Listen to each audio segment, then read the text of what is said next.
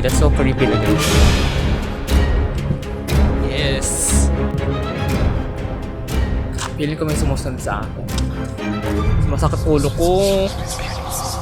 Sumasakit ulo ko.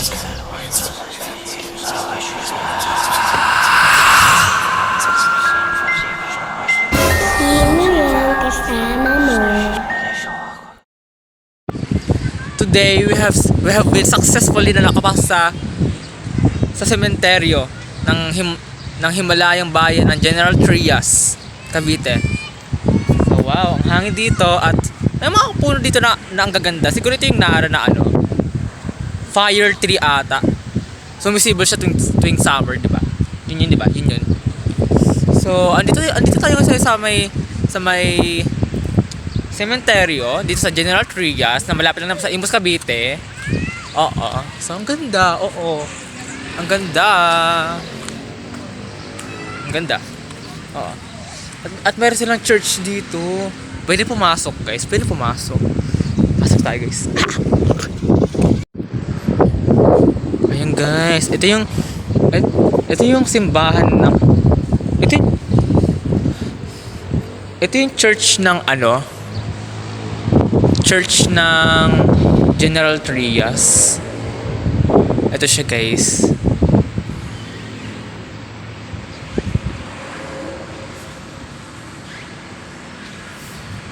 So sana maka-experience ako ng paranormal dito, guys. I-check natin yung ang ganda dito, guys. Ang ganda dito mag-shooting. So dito, wow. Sana wala akong nakakaramdam na ako, guys. Char. So ito yung sacramentals dito. Labas na tayo, guys. So andito tayo sa may chapel. I think chapel naman talaga ko to. So andito sa may chapel. Yan, chapel. Oh. Hala, ibig sabihin malawak to. Malawak pala to. Ayun, guys. Tingnan mo, guys. Ayan, guys.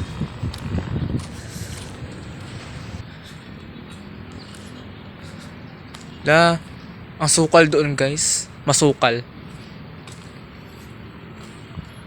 So, ramdam mo yung katahimikan dito.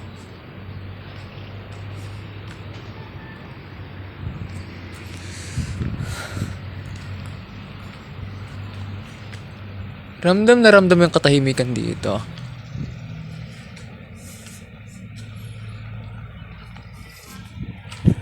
Yes. And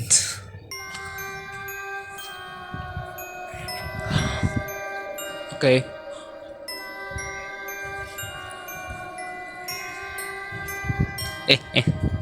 Nako. Hello. So, ibig sabihin, malawak pala itong General Trias sa Himlayan. Malawak siya eh. Saint Benedict, pray for us. Yun, guys.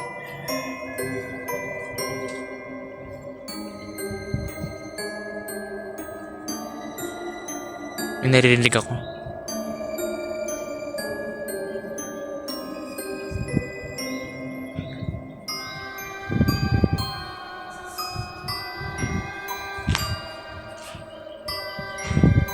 Ay.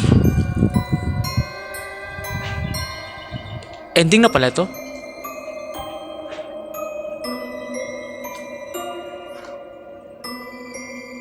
So ending na pala ito, guys. Pero may hagdanan doon. Ending na pala dito. So dito tayo, guys. Nandito tayo ngayon sa lugar kung saan dito nagpapahinga ang mga taong namuhay at gumawa ng misyon sa mundo. At parang umiinit. Kukunin ko lang yung rosary ko, guys. Hindi grocery ko nabili ko. So, creepy. So, narito tayo ngayon kung saan dito humihimlay ang mga taong namatay. Ang mga taong maraming taon nang nabuhay. At ang iba naman ay maraming ginawang misyon sa buhay. At ang iba naman ay namatay. Aksidente, sinadya, o hindi normal ang pagkamatay.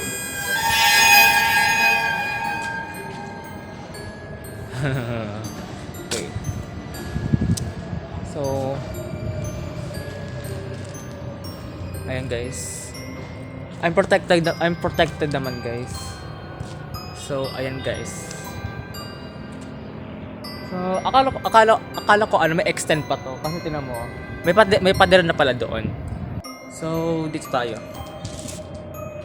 So, yung temperature dito is pabago-bago. Siguro dahil ang nakakapalibot sa akin is puro semento. Puro semento kasi nakakasagap sila ng heat temperature. Kaya malamig, umiinit.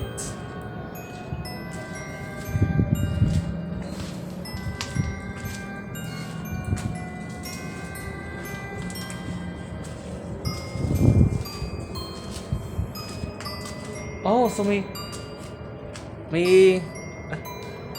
kapupunta pa lang pala dito kasi may nagsindi na kandila.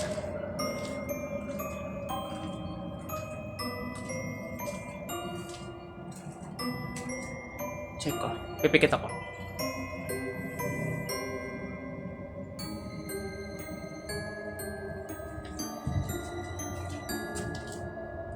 Wala. So, hindi natin mag-explore pa kasi padilim na, 'di ba? Padilim na. So, dito tayo ngayon. Saint of the First the Founder and Son of the Spirit, Amen. Saint Martha, pray for us. Saint Benedict, pray for us. In Jesus' name. Yes, I'm protected na.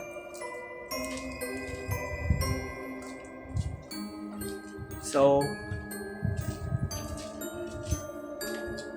ang sinasabi, like lahat naman ng sementeryo, so hindi naman lahat na yung nagpaparamdam dito is galing dito kung saan sila namatay.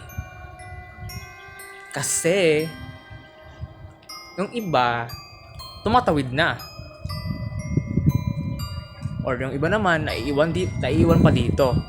Dito tayo guys. So malaki pa yung space dito, malaki yung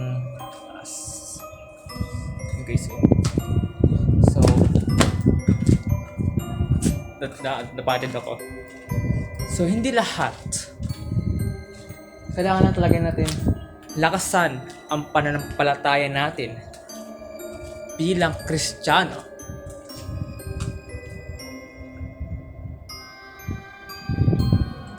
May picture. Kailangan natin lakasan ang pananampalataya natin bilang Kristiyano. Dahil yun lang ang panangga natin sa tuwing tayo pinagsasamantalahan ng kasamaan. Para tayong ano dito? Kabayan. Gusto ko mag-documentary ng about ng ganun. About sa ganun. It's so, as I talk, may pusa. So, as I talk today, hindi lahat na nagpaparamdam dito ay yun yung namatay. Hindi lahat. Pwedeng may mga naiwan pa. Yung iba tumawid na.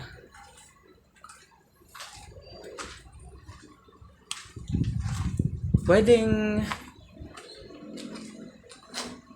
gumagambala lang. Kaya ganun.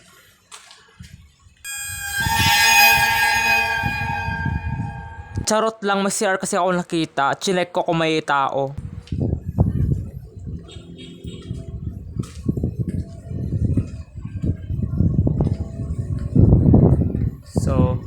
Saan na tayo ngayon, guys? So, ano hinanap pa na pala tayo natin? Kasi yun lang naman ang magagawa natin. Panangga. And let's say, yun na lang ang magagawa natin. Ang pananampalataya. Dahil doon, masasubukan kung doon tayo susubukan ng mga sumusubok sa atin. Papademonyo man yan, o elemento, o mga fallen angels. Doon tayo susubukan. Kasi nga, tuso sila. They are the one who are destroying us, or may kailangan sila sa atin, or trip lang nila. Ano daw? So, lumalakas yung hangin syempre. So, kanina dyan tayo pumasok doon. So, as of now, I feel ano lang, creepy lang. Pero wala pa naman ako nararamdaman. Creepy lang. Pero dito, parang malaki yung space dito. Punta tayo dito. Alam mo yung kinatatakutan ko sa lahat? Yung managinip pa ng puno. Kasi, ang creepy lang talaga. Padilim na. Pero gusto ko pa mag-explore. Mag-explore? So, dito tayo. So, ayan guys. Maganda sana kung may kasama ako dito. Kasi may mag-video sa akin. May videographer ako. May kasama ako. Magbabanding-banding kami. Sa kung saan man ako mapunta. Kasi nga, I'm so adventurous. Tae.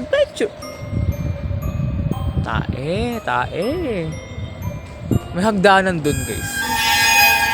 May hagdanan dun. Okay.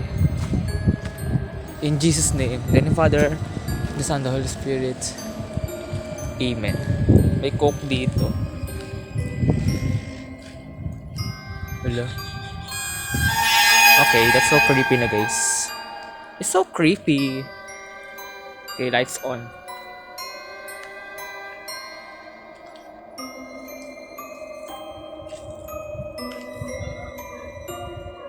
While you are here, mag-subscribe ka na para tuloy-tuloy pag-upload ng video natin. Go! So, ang creepy na dito, guys. Akit tayo. Saint Michael the Archangel, pray for us.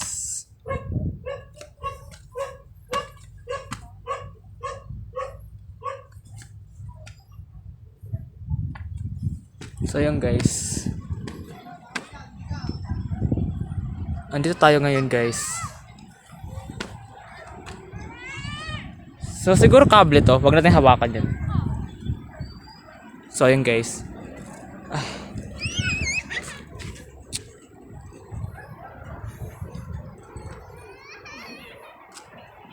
So ayan guys. Ito yung tuktok. Ito yung tuktok guys. Ito yung tuktok.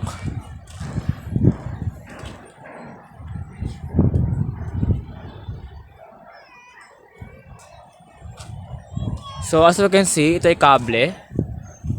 We should avoid that kasi nga it will be kuryente. Oh my gosh, oh nga. Makukuryente tayo. Kita ba yan? Makukuryente tayo.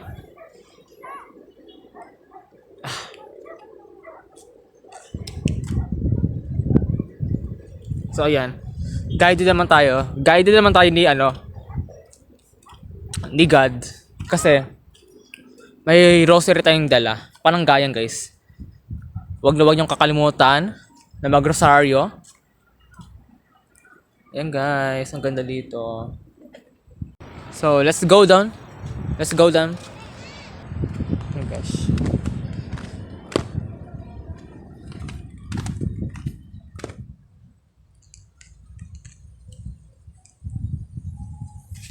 So,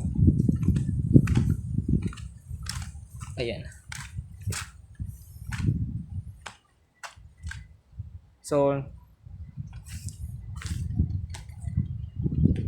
bahala na.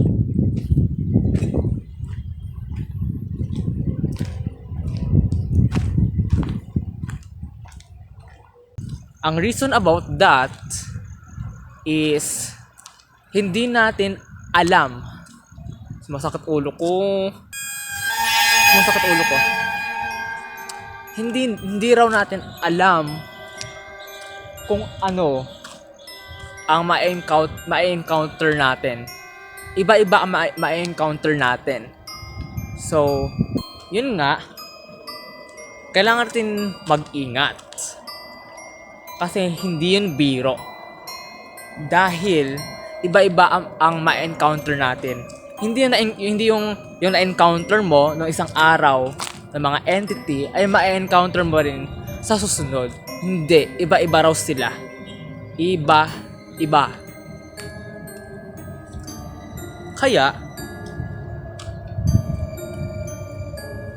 feeling ko may sumusunod sa akin. So, kanina pa sumakit yung ulo ko. Ay, kawawa. May pusa doon, oh. Iiyak na naman ako. Sana may nanay yan. Ayoko yung may inaabandonado. Ay. Wait. Akala ko nalakan na ako. Nakatingin kasi ako sa isang gate. So, dalawang gate dito. Yung isa bukas, yung isa sarado. Pagkatingin ko, hala ba sarado? Pagkatingin sa kabila, ay bukas. Tangina. Ang sementeryo, doon nalulugar ang mga taong tapos na ang kanilang misyon sa mundo. Kaya, sa araw na ito, sa puso natin, ang sasabihin ko, na habang nabubuhay pa tayo, gawin na natin kung ano ang misyon natin sa mundo. Gawin mo na ang gusto mo sa buhay. Gawin mo na ang mission mo sa buhay. Yung tama, ha? Hindi yung maaga kang mamamatay. Hindi yung sasabihin mo na life is shorter, make it shorter. No. Life is shorter. So make it tawag doon? So you make it may hukay dito. May hukay.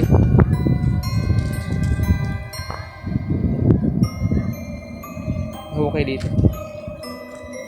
Kain, may kabaong. May kabaong, guys. Parang ano lang siya, casket.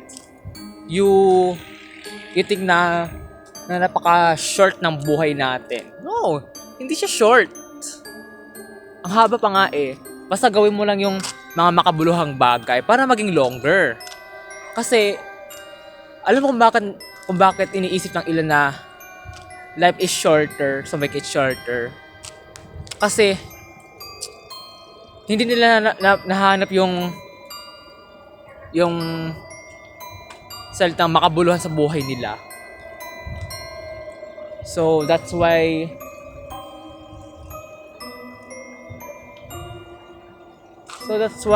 sinasabi nila na ang buhay maikli lang. No, for me, ang sarap mabuhay. Minsan, nabubuisit ka, may kalungkutan, may kasiyahan. Siyempre, tao lang tayo na iba-iba ang nararamdaman natin at iba-iba ang ayun. Ba't may gosh, may aso. Tangina, may aso. May aso, guys. Oh my gosh, may aso. Oh my gosh. Do not hurt me. Okay, don't. Ang daming aso dito. So, may mga bantay pala tayo. Can you protect us? Protect me pala. Can you protect me na lang? So, ayan, guys. So, ayun, madilim na nga, guys. Madilim na yung paligid, guys. So, hindi pa tayo nakakapag-ghost hunting dito, guys. Naglilibot-libot muna tayo. Hindi ko magana yung poste. So, wag mong iisipin na ang buhay natin ay maikli lang. Naisip nila yun kasi hindi nila in-appreciate kung anong ang meron. Or siguro dahil problema, ganun. So don't forget na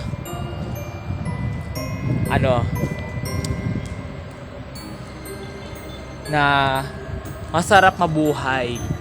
Yes, masarap mabuhay. Hindi ko lang sinasabi to ngayon lang. Sinasabi ko to impermanently. Yes, masarap mabuhay. Kahit ang mundo ay puno ng gulo, injustice, mga hindi magandang nangyayari sa mundo. But don't forget na be grateful. Have a pure heart. Kasi hindi ko ma-explain, pero let's say in the short word na maganda na meron kang, oh my gosh, ba't niya naman pinatay yung ilaw dito? Oh my gosh, biglang pinatay. Wait, hoy, baka magsasara na sila. Wait lang, gusto ko mag-ghost hunting pa dito. So habang ini-edit ko to, napag-isip-isip ko kung ang ilaw doon ay pinatay or kung may control man yon ng gwardya or may namamahala man doon. Kung pinatay ang ilaw doon at magsasara na sila, di ba dapat lahat ng ilaw doon ay sabay-sabay na mamamatay? Di ba? Kasi ang hinala ko, di ba may mga bahay-bahay ba doon tapos sa loob libingan. So ang naisip ko, baka konektado yung source ng electricity doon sa mga bahay-bahay. Kaso kung connected yun, dapat yung iba, buhay rin yung ilaw. Kung sabay-sabay naman silang binubuksan, yun lang naman yung bukas doon. So, ayun, bawal pala mag-vlog sa loob ng bawal pala mag-vlog sa loob ng sementeryo. Sabi ni Kuya Guard kasi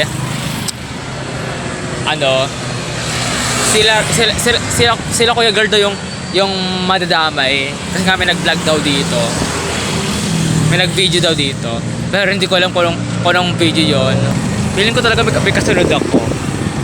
Nararamdaman ko yun. Oo. So ngayon pauwi na tayo at sana wala tayong nadala na kahit anong negative entity kasi territorial daw sila. Kailangan territorial sila.